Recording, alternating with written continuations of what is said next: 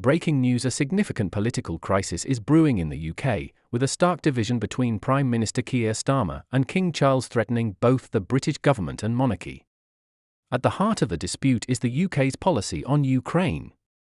King Charles has called for a ceasefire, arguing that it would ease tensions with President Trump and prevent disastrous tariffs from crippling the UK economy. In contrast, Starmer remains steadfast in his support for Ukraine, even as this hardline stance strains Britain's relations with the new American administration. This public rift has sent shockwaves through Westminster, given the monarchy's traditionally neutral role in British politics.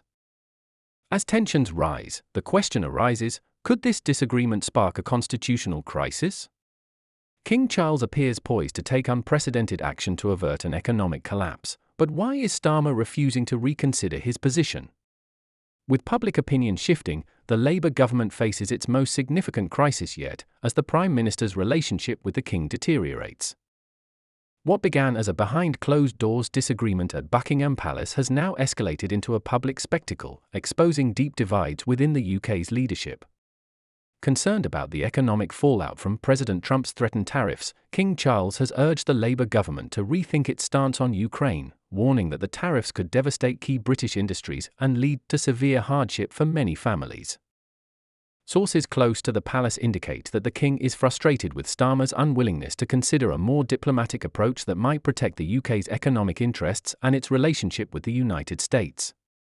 According to a royal insider, the King believes his primary duty is to the British people, and he sees economic catastrophe on the horizon if relations with America worsen.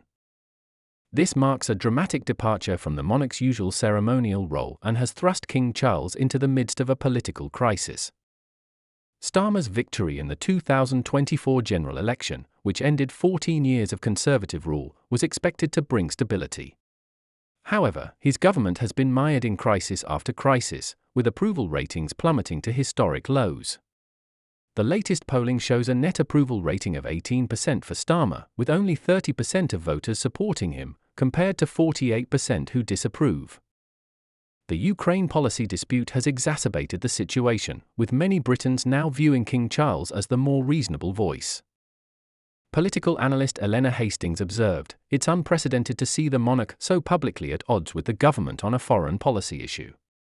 This is a fundamental breakdown in the relationship between Crown and government that could have major constitutional implications." The dispute centers on Starmer's unwavering commitment to military support for Ukraine, even as the US under President Trump has signaled a desire for a quicker end to the conflict, including potential territorial concessions by Ukraine to Russia. Trump has threatened tariffs on countries that continue to fund Ukraine's military efforts, including the UK. King Charles, concerned about the economic damage these tariffs could cause, has called for a more pragmatic approach to foreign policy. The confrontation reached its peak during a weekly meeting between the King and Prime Minister at Buckingham Palace. What started as a respectful disagreement escalated when Starmer dismissed the King's concerns as irrelevant to the royal prerogative, angering King Charles. According to a palace insider, His Majesty reminded the Prime Minister that while he does not make policy, his duty to warn of dangers to the realm is constitutionally protected. The meeting ended abruptly, with both parties visibly frustrated. This escalating rift has strengthened the position of Reform UK, which has gained significant traction in the polls by positioning itself as an alternative to Starmer's leadership. Nigel Farage has aligned himself with King Charles, arguing that the monarch's approach is the only way to protect British jobs and livelihoods from economic disaster. This alliance between Reform UK and the monarchy has left Starmer increasingly isolated. Recent polling shows that 62% of Britons believe the government should prioritise protecting the economy from tariffs, even if it means moderating its support for Ukraine. Only 24% support Starmer's current stance of unwavering military aid. This shift in public sentiment, with many citizens backing the monarchy over Downing Street, is reshaping the political landscape and threatening Starmer's leadership.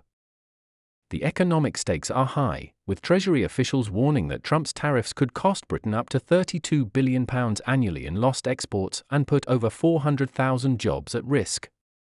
These warnings have strengthened King Charles's resolve to push for a policy shift. Chancellor Rachel Reeves, already facing a 25% approval rating, now has to prepare for an economy potentially plunged into recession by US tariffs. "The numbers don't lie," said a Treasury official. "We can't afford to ignore this threat." As internal divisions deepen, rumors swirl that Rees may resign if the government doesn't adopt a more pragmatic approach.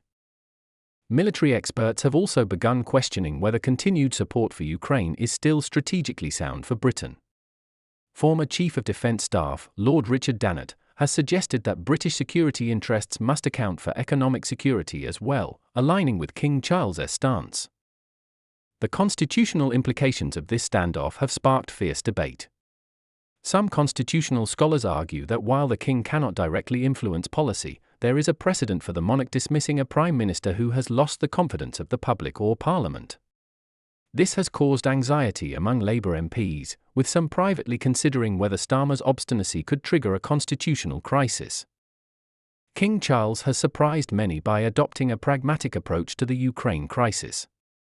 Sources close to the palace suggest that the king views this not as a betrayal of his principles, but as a necessary compromise to protect the British people from economic harm. The situation has also revealed divisions within the Labour Party, with several cabinet members privately questioning Starmer's handling of the situation. As the standoff intensifies, European leaders are closely watching the unfolding drama. French President Marine Le Pen signaling a willingness to accommodate Trump's position on Ukraine. German Chancellor Friedrich Merz has called for a unified Western response, putting further pressure on Starmer to reconsider his stance.